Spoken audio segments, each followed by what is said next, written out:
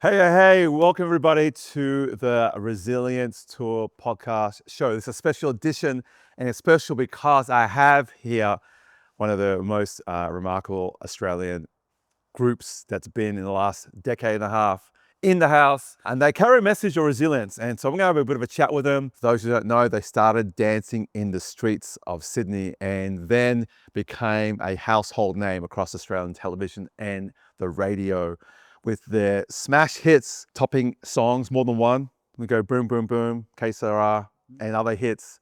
None other than in the studio is Justice Crew! Yeah, what's up, boys? I was waiting for the build-up, mate. Waiting for the build-up. Come, bro.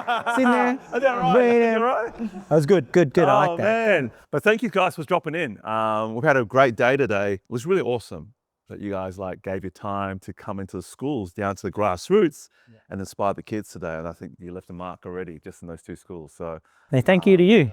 Hooking it up. Thanks for hooking it up, man. Appreciate it. Yeah, appreciate it. Appreciate it. let's go back to the beginning.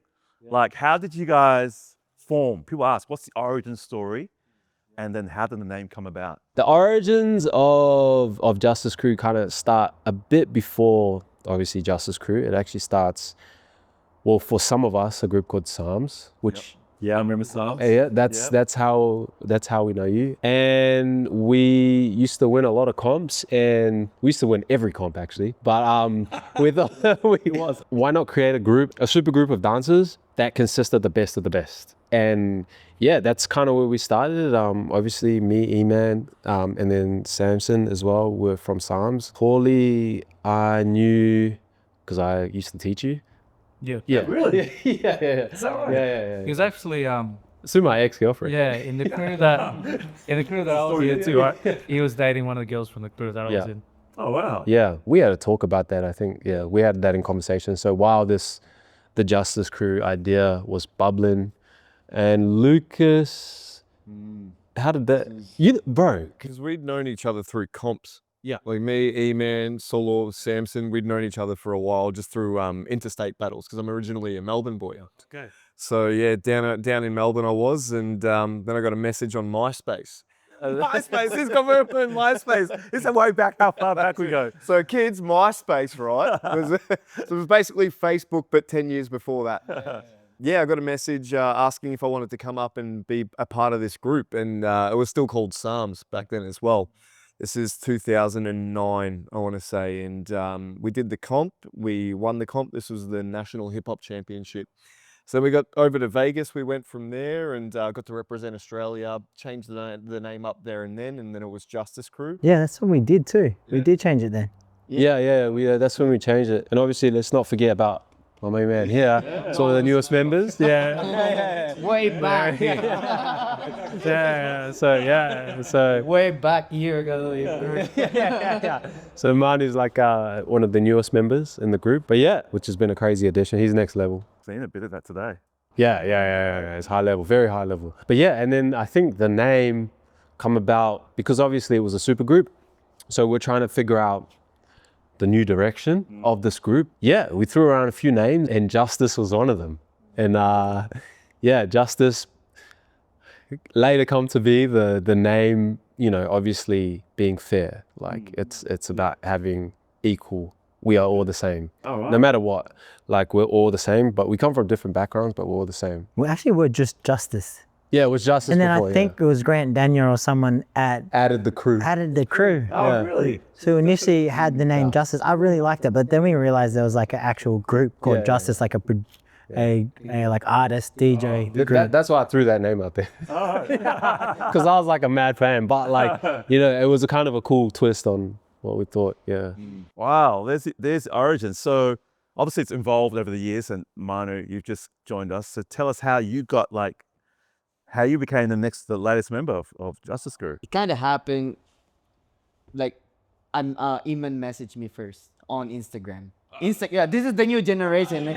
From MySpace to Instagram. Instagram. I was trying to figure out Instagram. I figured it out, and I was like, "Oh, I'm gonna." But message it was her. like during the pandemic, 2021, I guess, was the time when he messaged me. But back then, I was not in Australia. Okay.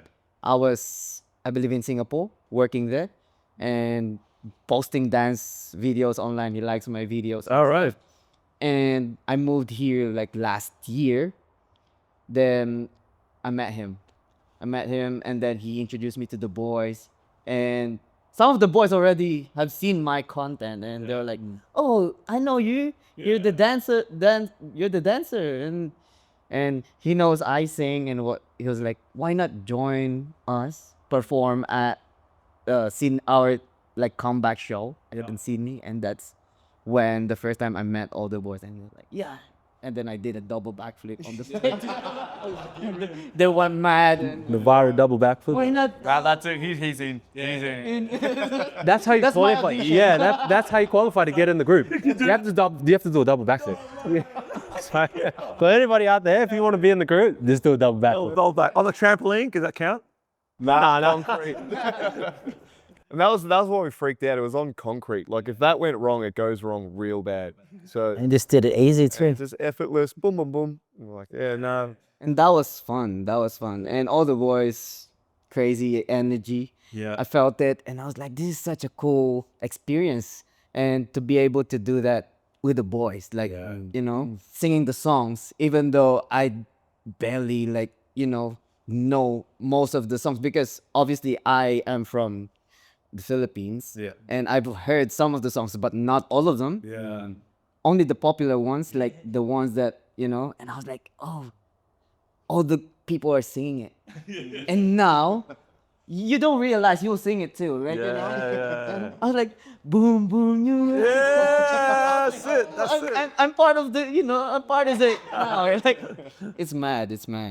I love it. That is so good. That is so good. So you win. You go on as a group to Australia's Got Talent. Did you had any idea that you guys were going to win? Or was it kind of like, oh, you're just like, man, we go on that show. We're going to win. As like, definitely, like we were all together, myself, like Solo, and Sensen's here. Let's bring some. Hey, there he is. That's a good segue. Good segue to get him in there. Yeah. And that's the cue.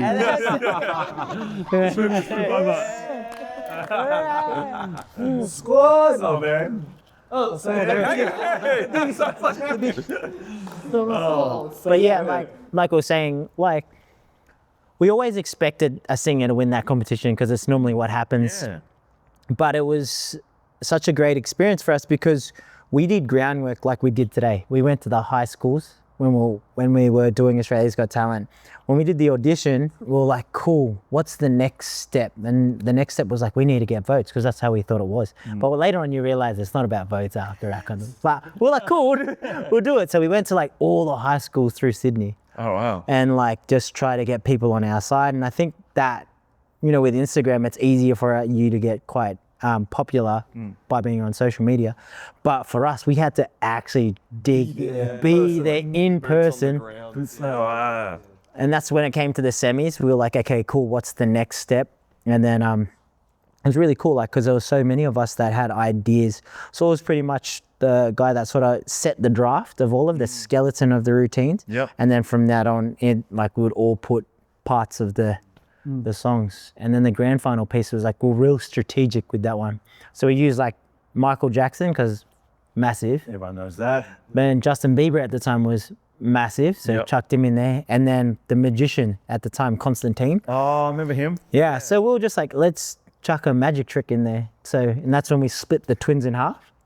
I remember that. So we were like, really, we were just trying to show like, yeah, we can beat everyone. Yeah. Because we still had that competition mentality. yeah. Well, I had a feeling that we're going to win. Oh, wow. Yeah, we're going to definitely win. And then when we heard that announcement, I personally felt like a sudden change in my whole life after that. And then, it was good. And then having the brothers amongst it and all the hard work we did from busking and from like being in a house that you could see the grass come through from like really just relying on each other. Like, if Solo or Sam and myself were like, if they had money, I'd like, oh, bro, I'm like short today. And straight away, Sam's like, oh, you got it. And then we'd sort of just be feeding off each other so we could all provide and go further. And any gigs we were just doing all together. So it was like a real hustle. And we all come from that similar background though.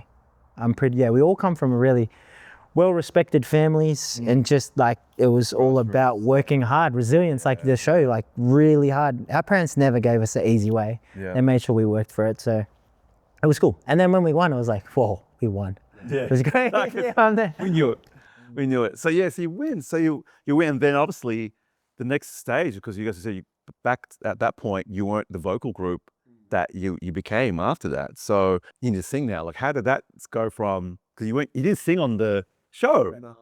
So how did that transition happen for you guys? And was it challenging, or what was all that about? The idea came about, well, actually, I remember we were sitting in a cafe with later to be our management, and he puts out the idea. Because we were thinking at the time, it's a dance crew, right? Yeah. So a dance group, usually they'll do a show, they'll do a tour, and that'll be it. Yeah. But we were thinking, like, how do we stay relevant? How do we stay in the media? Because it's not like now where you have Instagram, TikTok and all that. Market yourself. Yeah, you can really market yourself now. Back then, you had to like work with the machine, Yeah. the media industry machine. Like, we're trying to brainstorm what would be the best thing to do. We could do the tour as dancers, maybe go to like a circus act maybe, or something else. But I remember we were sitting in a cafe with our, again, management to be, and he pitched the idea, you guys should do a song. And we were thinking, why would we do a song? Why? Like, as dancers, why would we do a song? I was trying to fathom the idea at that point in time. And I remember specifically, Chris Brown was on TV. Oh, was he? Yeah, Chris Brown. And he points, he goes, if you guys do a song, you can dance to your own music. And that, for me, like, light bulb moment. Right. Oh yeah, that makes sense. We can dance to our own music, yeah. And then, but you go back, like, for crews that have done it, like Rocksteady Crew. Yep. Back in the day. Hey You Rocksteady Crew was a hit. Like, for those who don't know, they're like probably OGs of breakdance, like b-boying of, in hip hop, period. So that at the time was like, oh yeah, maybe that could be a thing. And obviously, like, if you go a bit further down the track, they weren't really dancers, but like a group thing was like So Solid Crew from the UK. Like, there were little ideas that were pitched, like, of what the blueprint could be. Yeah. So that was pitched to us, and we tried it. Yeah. Why not?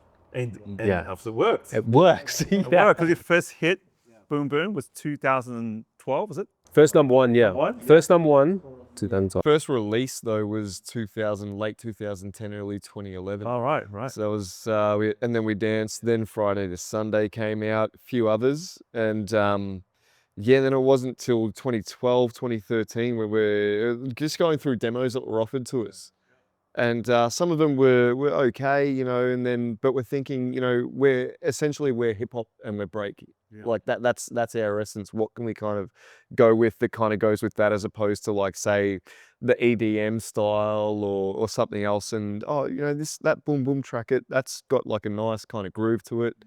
Let's see how that pans out. Let's just track it and see how it pans out. We tracked it all in one day, and then we were happy with how it sounded, and then so the label was happy with it too.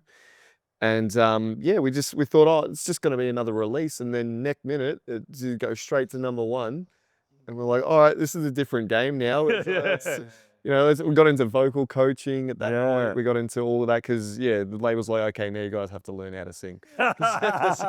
You've got the tracks down. You got to. Yeah. I think getting the number one didn't really sit in with us. Okay. Like how Why's big that? it was. Like, Oh, okay. Yep. it was kind of like, oh, Yeah. instead of song, and we're number one. Yeah. What does that mean?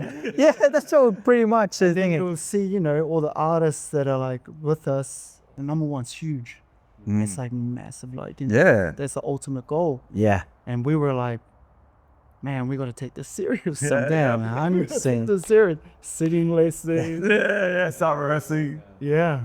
But it made sense. Like, that hit made so much sense because the groove of like what we were singing. I think there's a couple songs we had done and they were like a bit out of our range, to be honest. But Boom Boom was like the one song, and for the first time, it's like, oh, everybody It's comfortable. is comfortable with doing this, because it's like, and it feels like dancing. You want to do something in that. That just the intro, this. I remember the clip when I saw it on TV, you know, boom, boom, it's getting hot here. Just that alone, it just set the scene. It set the scene. And then you followed up with obviously other hits, but Que Sera, that to me, to be honest, that surprised me that became even bigger hit. Yeah. Paulie, what was your experience? I'm going to throw it to you, man. What with that song? Like, It was crazy because we were really like two ways about it. Like, it's obviously something that we've never done before. A sound kind of slowed back, you know, different vibes. So it was like, how are we going to make this work? But we were offered the opportunity to work with Miracle, and Miracle kind of he changed. Ghanaian? yeah, no, look at this. Is So he changed the lyrics. The original Que Sera was actually interesting fact was about a breakup. So we changed the lyrics to make it a more universal kind of win some you win some Yeah. and more highlighting the fact that as long as you're with, you know, your loved ones, your friends, and support, that you're gonna be all good no matter what. Yeah. So I think with that, I was like, okay, let's just, you know, roll the dice, and we tracked it. We tried to make it a little bit fatter with the 808s. And, yeah, from there it's like we could still dance to it technically. Anyway, it's just a different vibe, but like it's so marketable in like you could be a TV, and it was. Yeah, on TV. so many shows and playing it. So many school graduations, man. Like I'm still doing it to today. Tears crying in the graduation. Yeah.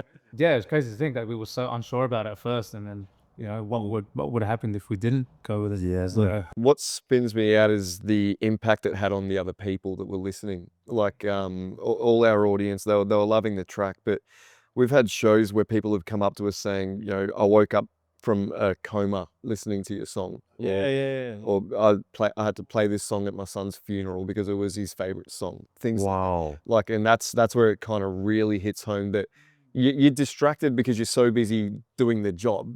Like, you know, just running around, performing, living life. But somewhere else, someone has used this song in a major way to really comfort themselves or to really, I don't know. It's impacted so many people in so many different ways, and ways that we might not ever know about. Wow, there you go. Like that's the things you don't hear, right?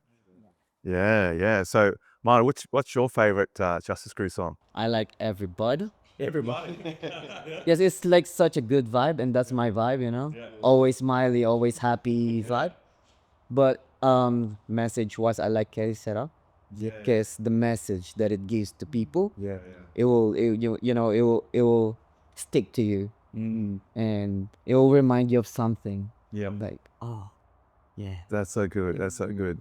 So you guys obviously go on tour, and tour's fun. There's ups and downs. Who's the biggest prankster in this group? Like, who's? Samson.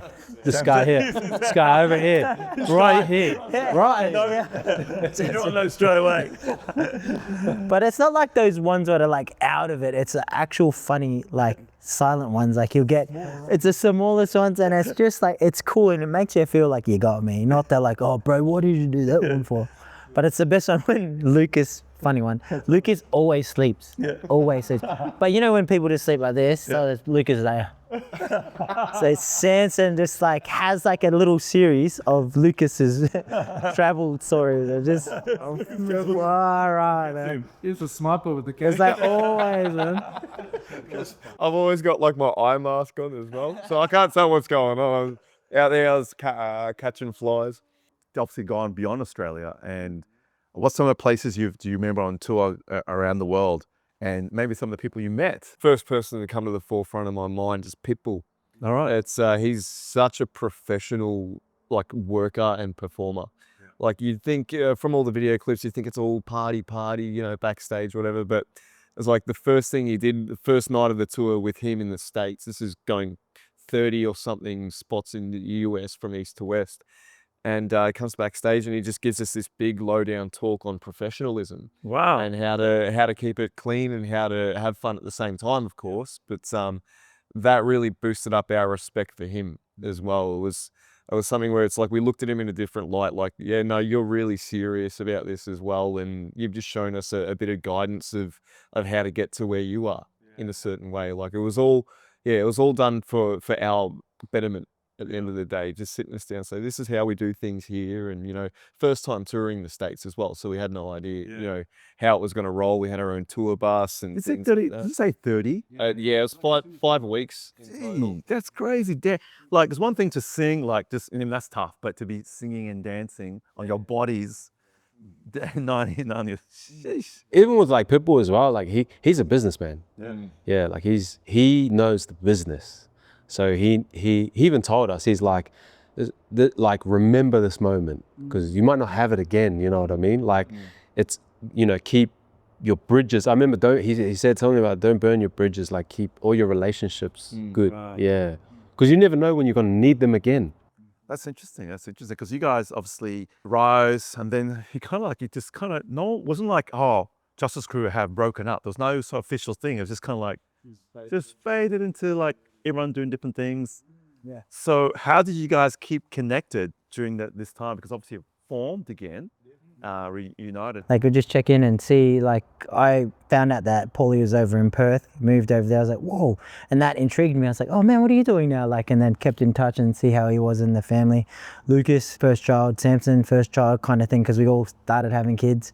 Then heard Solo was like killing it in the like production and producing kind of stages in his life. So I was like, bro, congratulations on like doing 1-4 and all these big things. And then he moved over to Dubai. I was like, what the heck are you doing over in Dubai? Like, what are you doing? And then Samson opened his studio, and then like connecting, this is just me personally, like connecting with him and seeing how he runs his studio and how I can better my studio. And just like we've always had that thing about this group, like no matter where we're at. And that's with the twins too, like John obviously becoming the Purple Wiggle, Lenny doing his own niche market with the DJ toddler stuff, like just always being there. Like, man, great work. We might like bump heads here and there, but like I think this group was like, we were made for a purpose. So that's why we'll forever keep going, which doesn't make sense. Like, It's like we don't have to see each other for years on end. And then the second that we meet up again, it's like it was last week that we were catching up. So there's a certain bond and a certain connection that we've established, you know, over 15 plus years. Yeah. And, you know, it's not something that's easily broken, and I don't think it ever will be. It does feel like a family. Like, I haven't seen you guys as a group for years and stuff, and that. But to see even when Manu's come in and that he just seems like he's part of the family, you know, and everyone's just welcome, you know, obviously new members and stuff. So how's it been for being the new members? Like, there's obviously one other not yeah, Winston is not here at the moment. one seeing stuff. So He's doing ADF, Australian Dance Festival. Okay. So he's doing like his thing, and which is cool. But he misses doing this. Yeah. But he's the little one. We just give it to him when it gets back. Like, you need that one. It's like, it reminds me of a Taz, but that's a different story. Oh, he's cool. I think it's good to have like with the young ones, like the energy they have is reminds me of us when we're the yeah. So it's refreshing. So Yeah. when we see them perform on stage, it's like, damn, they don't need a warm up, no. Yeah. But Well, you guys didn't warm up today. You guys like just rocked up and flying flips and, you know, breaking. Oh, he was flipping on us.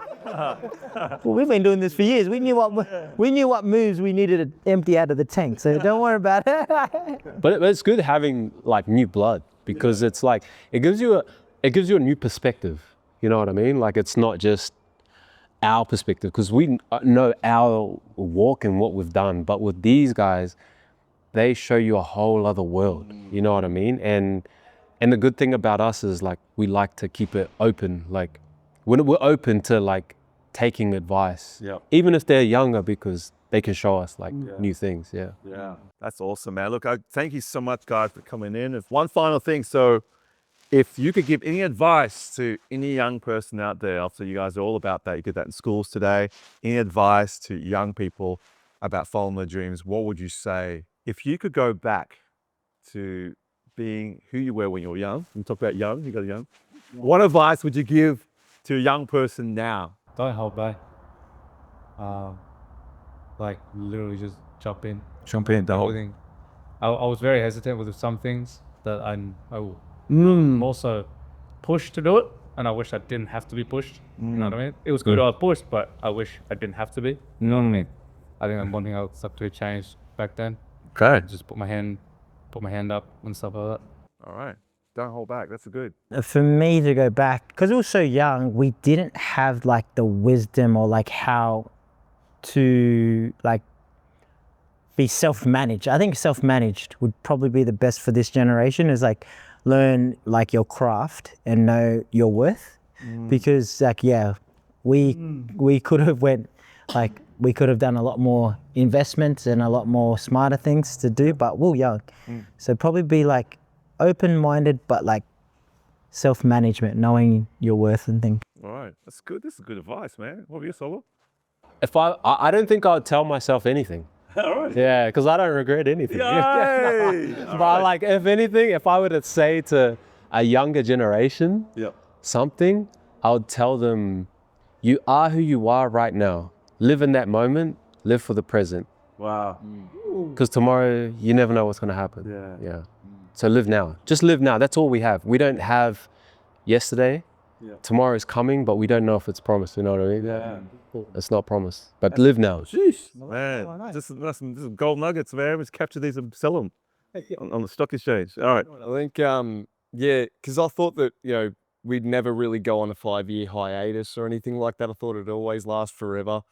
I was kind of resistant to change.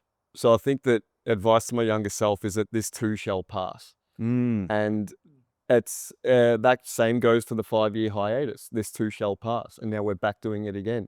Things are always going to be changing and you've got to be ready to adapt. I think that's, that's probably the advice I'd give to myself. Don't be so stiff-necked and stubborn. All right. Wow. Jeez, this is really good nuggets again. Mara, how far back can you go? Well, for me, my childhood is like completely different. I grew up in the Philippines without like having anything and living in the streets. So mine will be like, for the younger self of mine, like, don't stop believing in yourself and don't stop learning the things that you want to learn personally, because you'll love it Yeah. and you'll enjoy it and it will bring you somewhere. And just along the way, you'll meet people that will fire that light. You have a candle and someone, you feel like, oh, I have no lighter or something, a match to light this one. But some people will just come up and here you go, light it up. And that's like the inspiration, right? Yes. Nice. And keep that fire burning and listen to the advice that people that has been through that and filter it. Get what you can that will push you further. Yeah.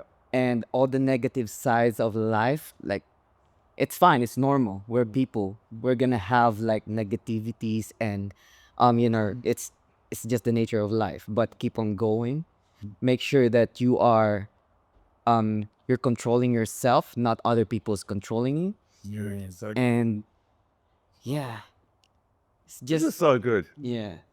This is so good. You gotta we go this man before you go your last one, man. So take it home. I was gonna say, it's not what we're like going back to our younger selves. I think we already had it was having a team. So I feel like with the team that we've had, it's got to where we are. And I say this to all the next generation, is just to have that circle within you that want to see you win. Yeah. Yes. Because there is a lot of negativity out there that will astray people, but we stuck as a team and got to be where we're here. Yeah, that's crazy. It is. That is too. awesome, man. Thank you so much. Justice Crew have dropped in. They've got a show tonight. They're touring Australia. I think got a couple more states. So stuff and things. So and then single. We didn't talk much about that, but I heard it. Is that Justice? It's called. So it's a singer. So check it out on Spotify or any sort of streaming platform. Get behind these guys. It's great to have Australian talent amplified. So it's great to have you guys. I'm back on tour. All right. Next time. All right. Thank you. If this video inspired you, hit the like button. If you want more videos like this, subscribe and thanks for watching.